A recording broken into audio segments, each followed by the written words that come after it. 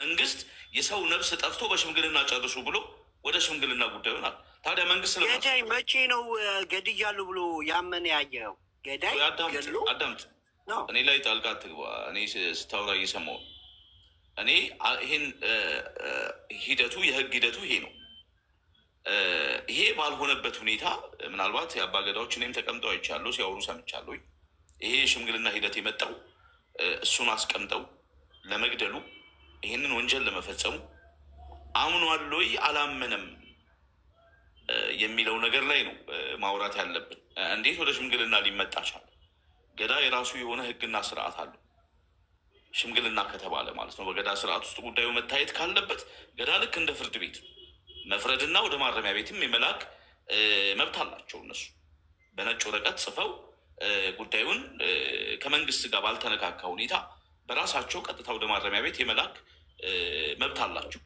የላቸውም። ይሄ ነው ጥፋቱ። አየህ፣ መብት የላቸውም። ህገ መንግስቱ እያለ እነሱ ሰውዬ አዳምጥ። መጀመሪያ ባህላዊ ነው። አየህ፣ አዳምጥ። መጀመሪያ ሀገሪቷ ላይ ህገ መንግስት አዳምጥ። እነሱ ወደ እስር ቤት የመላክ መብት አላቸው ያልከው የእነሱ የመቻል የላቸውም። ህገ መንግስቱ አዳምጥ። ሰውዬ መጀመሪያ አዳምጥና እወቅና ከዛ በኋላ ትሞግተኛለህ። ችግር የለውም። ህገ መንግስት ጅን ይቆለጣት በለዚ እኛ ያደግንበትና ተወልደን ያደግንበትን አካባቢ በደንብ እናውቃለን። ሰዎችም ሲገደሉ፣ ሰዎችም ጥፋተኛ ሲባሉ አይተናል። መንግስት ጣልቃ የማይገባባቸው ጉዳዮች አሉ። ኢትዮጵያ ውስጥ ኦሮሚያ ክልል አካባቢ ወደ ቦረና አካባቢ ላይ መንግስት ጣልቃ የማይገባበት ወንጀሎች አሉ። የማይገባው በቃ አይገባም። መግባት ስለሌለበት ያለው እኮ ህገ መንግስቱ ነው። ሰውዬ እኔ ላውራ። በጣም የምትገርም ነህ። ሶሪ ብቻ አንድ ሰው ይቅርታ፣ ይሄ ልጅ ያለው እኮ የአካባቢውን እየተናገረ ነው። ስማው፣ ምክንያቱም ስማው፣ ጣልቃ የማይገባበትን ወንጀል ስማው። እንዴ እሱ ያለበት የተናገረ ያለበትን ቦታ ያደገበትን ማህበረሰብ እየተናገረ ነው። ውሸት ከሆነ ከዛ አካባቢ መጣ ሰው ያወራል እንዴ? የቤተሰብ ጥል መሀል ቤተሰብ ላይገባ ይችላል፣ መንግስት ላይገባ ይችላል። ምንድን ነው የምታወራው? ይኸውላችሁ መንግስት ጣልቃ የማይገባበት ወንጀሎች አሉ። የግድያ ወንጀሎች አሁን ለምሳሌ እንደ ድንገት ሰርግ ላይ ጥይት ተተኩሶ ወይ በሆነ ነገር ድንገት ሰዎች ሲገደሉ መንግስት እዚህ ጉዳይ ላይ አይገባም። ያንን ሰው ምናልባት ያ ሰው እንደገደለ ሰዎች አይተው ያ ወንጀል እንደተፈጸመ ሰዎች ማስረጃዎች እያሉ ያ ሰው የመሸሽ ለበቀል ለተለያየ ነገር ታስቦ ሲገኝ እኔ በነጭ ወረቀት ተጽፎ የተፈረደበት ሰው እና ወደ ማረሚያ የሄደ ሰው አውቃለሁ። ራሳቸውን ችለው መንግስት ናቸው። አንተ በምትለው ደረጃ አለ ገብቷል። ኢትዮጵያ ላይ ህገ መንግስት ሳይኖር በፊት ያቺ ሀገር በህገ መንግስት ደረጃ ላይ መተዳደር ባልነበረችበት ጊዜ ህግ ቀርጸው በራሳቸው ስርዓት ሰዎችን ሲቀጡ የነበሩ ሰዎች ናቸው። ገባ? ምናልባት የኢትዮጵያ ህግ ምናልባት ከባህል ከዛም የተወሰደም ሊሆን ይችላል። ማለት እንደ ቀላል እንዳታያቸው አባገዳ አንተ እንደ ቀላል ልታያቸው ትችላለህ። እኛ ተወልደን ያደግንበት ማህበረሰብ ነው። በደንብ አድርገን እናውቃለን ያላቸውን ህግ ማለት ነው። እዚህ ጋር ግን አሁን ምንድን ነው ወደዚህ ስመጣ የሚጋጩ ነገሮች አሉ። ይሄ ጉዳይ በህገ መንግስቱ በተቀመጠ ህግ መሰረት ጉዳዩ ተይዟል። ጉዳዩን ፍርድ ቤት አይቶታል። ፍርድ ቤት አይቶት ይሄንን ሰው በእስር አቆይቶ ከዛ በኋላ እንደገና የዋስትና መብቱን ፈቅዶ ለቆታል ይህንን ሰው። ስለዚህ አባገዳዎች በምን አይነት መልኩ ነው እዚህ ጉዳይ ውስጥ ሊገቡበት የቻሉበት ምክንያት ከህግ አንጻር ወይንም ደግሞ ካለንም ባህል አንጻር እንዴት ነው ይሄ ነገር ሊሆን የቻለው? ይሄ ሰው በእስር ቢሆን ኖሮ በእስር ሆኖ ማለትም ወይንም ፍርድ ቤቱ ፈርዶበት ወንጀሉን ለመፈጸሙ ተረጋግጦ ቢሆን ኖሮ ምናልባት አባገዳዎች ይህንን ሰው በሽምግልና እንውሰደው እና ይሄ ሰው ከስር ይለቀቅ ብለው ከመንግስት ጋር ተደራድረው ይህንን ሰው ከስር ሊያወጡ የሚችሉበት ሁኔታ ሊፈጠር ይችል ይሆናል በሽምግልና ተብሎ እናስበው። እንደዛ በቃ ይሄ ሰው ወንጀለኛ ለመሆኑ ተረጋግጧል፣ ፍርድ ቤቱ ፈርዶበታል፣ እስር ቤት ውስጥ ነው ያለው። ስለዚህ ይሄ ሰው ይውጣና ባለን በባህላችን መሰረት ህጉ ይህን ያክል ሄዷል። ህግን አስፈጽሟል። ስለዚህ ይህንን ሰው በሽምግልና ጉዳዩን እኔና የሟችንም ቤተሰብ የገዳይንም ቤተሰብ እንደ እርቅ እንጨርስ የሚል አይነት ነገር እንኳን ምናልባት ከመንግስት ጋር እንዲህ አይነት ነገሮች ቢኖሩ ኢትስ ኦኬ።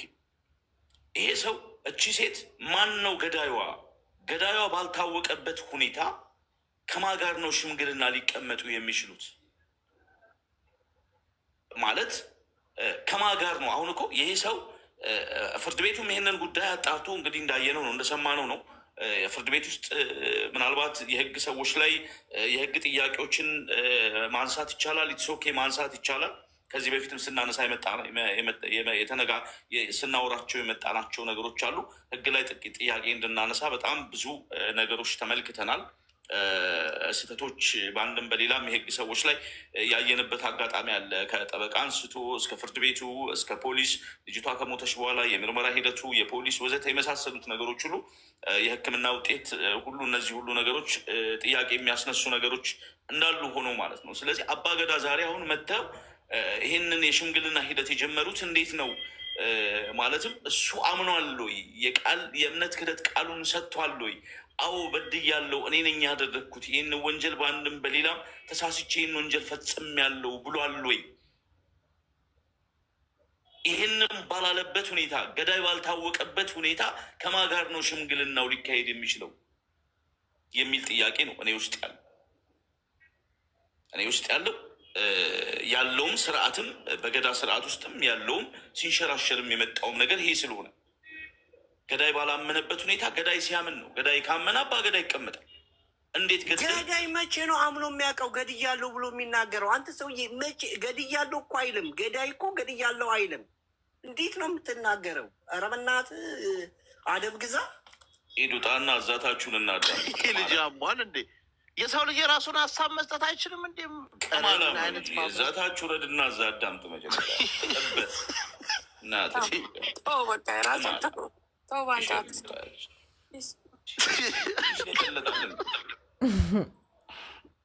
ምን እንደሆነ ታውቃለህ? አንድ ታሪክ ልንገራችሁ። ምናልባትም የማታውቁ ሰዎች ካላችሁ የሰው ልጅ ሰው ገደለ ተብሎ በአባገዳ ሲመጣ እርቅ ከተካሄደ በኋላ አምኖ ማለት ነው። አምኗል። ኦልሬዲ ለመግደሉ አምኗል። የሟች ቤተሰቦች አሉ፣ የገዳይም ቤተሰቦች አሉ። እነሱ ባሉበት ከብት ይታረድና ሚጭለቻ ይባላል። እጁ ተጠምዝዞ ወደኋላ ታስሮ ከዛ እጁ ላይ ምግብ እንዲያበሉት ይደረጋል። ያ የሚደረግበት ስርዓት ምንድን ነው? የዛ የገዳይ ሰው ደም በቀል እንዳይመጣ፣ በቃ እርቁ የመጨረሻ እዛ ጋር እንዲያበቃ ይደረጋል። ስለዚህ ይሄ ስርዓት ዝም ብሎ ቀላል ስርዓት አይደለም። ማለት መንግስት ኢትዮጵያ ከመመስረቷ በፊት ይሄ ህዝብ በዚህ አይነት ስርዓት ውስጥ ሰዎችን ሲቀጣ፣ ሲያስር፣ ሲያስታርቅ ምናምን የነበረ ህዝብ ማለት እንደ ቀላል የሚታይ ስርዓት አይደለም ይሄ ስርዓት። ስለዚህ ዝም ብለህ ማለት ስለማታውቀው ነገር አትከራከር። የምታውቅ ከሆነ ኢትስ ኦኬ። ኢትዮጵያ ውስጥ ያሉ ህዝቦች ናቸው። የኦሮሞ ህዝብ የሚታወቅ ነው። በገዳ ስርዓት ሲተዳደር የነበረ ነው። ህጉ ይታወቃል። የተቀመጠ ህግ አለ።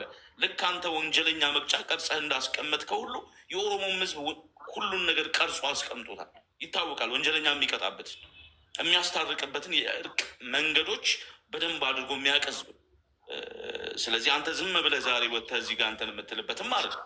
ስለዚህ እኔ አሁን እዚህ ጋር ጥያቄ ምንድን ነው?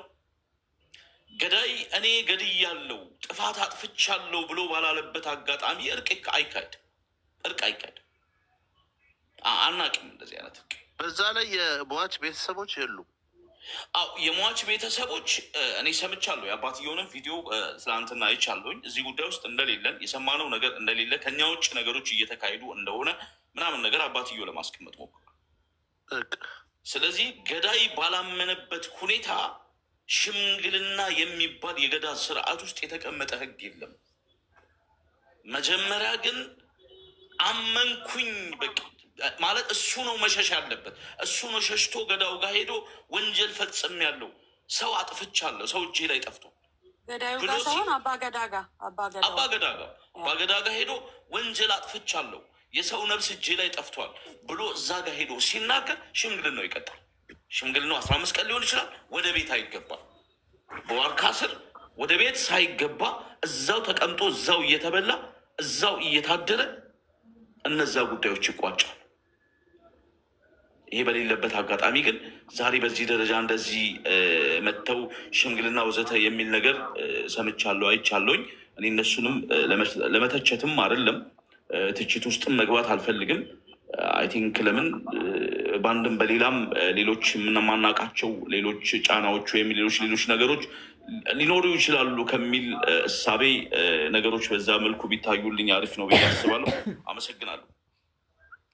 ባንጃው ነው። እኔም ማስበው ምን አለ መሰለህ፣ እኔም ማስበው ይሄ ነገር አንድ አካል ብቻ ባለበት፣ ይቅርታ አድርጉልኝ፣ እኔ ባህሉን ለመንካት ሳይሆን በዚህ ሰዓት በዚህ አሁን ባለንበት ዘመን በየትኛውም እምነት በለው የእምነት አባቶች የባህል አባቶች ለእኔ ልክ አይደሉም። ምክንያቱም የሚሄዱበትን ወይ እያየን ነው። በብዙ መንገድ ከመንግስት ጋር ሆነ የመንግስት ስራ አስፈጻሚ ናቸው ብዬ ነው የማስበው እና መንግስት ይሄን ልጅ በተሳሳተ መረጃ አሰባሰብ የሚሆን በምንም መንገድ አልገደለም ብሎ ነፃ ከለቀቀው እኚህም ሰዎች መጥተው የእሱን ነፃነትና ተመልሶ ወደ ስራውና ወደ ዝናው ህዝቡ እንዲቀበለው የማድረግ ስነስርዓት ነው እንጂ የሰሩት ትክክለኛ እንደ አባገዳ በፊት እንደነበረው ሽምግልና አሸማግለው ጥፋተኛን ቀጥተው ይቅርታ አስብለው ካሳ አድርገው ለመሸኘት ነው የመጡት ብዬ አላስብም። አንደኛ ተጎጂነን ብለው ቅሬታ ያቀረቡት ተበዳዮች የሉም። ሁለተኛ በምን መንገድ ነው የመጡት? ሁለት ሰው ነው ይዘው ሊመጡ የሚችሉት በዳይ ተበዳይ እንጂ ሁለቱም በዳይ ሆነው ሊመጡ ሊታረቁ አይችሉም። ሁለቱም ተበዳይ ሊመጡ ሊታረቁ አይችሉም። ስለዚህ ያ ነገር ግልጽ ባልሆነበት ሰዓት አንድ አካል በሌለበት አካል ባላመነበት ሽምግልና ነው እሱ ነፃ ነው ወደ ስራው ይመለስ ብሎ መፍረድ ለእኔ የመንግስትን ፕሮፓጋንዳ መስራት፣ ለመንግስት ደግፎ ፍርድ ቤቱን መደገፍ ነው ነው የምለው። ሀቅ መቼም አይደበቅም። ይሄ ልጅ አባገዳ ቢረዳው መንግስት ቢረዳው ህሊናው ግን መቼም ልታኖረው ስለማትችል ከዚህ በኋላ ወደ ድሮ ህይወቱ ይመለሳል። ካላበደ ጥሩ ወደ ዋና ይመለሳል ብዬ አላስብም። ሶሪ ስላቋረጥኩ። አሁን እኛ አካባቢ ጎሳ የሚባል አለ። ጎሳ ያው የካደ ይሄ በቃ ሰፈር ውስጥ ህግ ፕሮቴክት በማያደርግ ሁኔታ ጎሳዎች ፕሮቴክት ያደርጋሉ። እኔም የተወለድኩበትን አካባቢ ነው የምነግርህ። ግን ይሄ የግድያ ነገር ሲፈጸም መጀመሪያ ህግ ከለላ ስር እንዲገባ ሄድ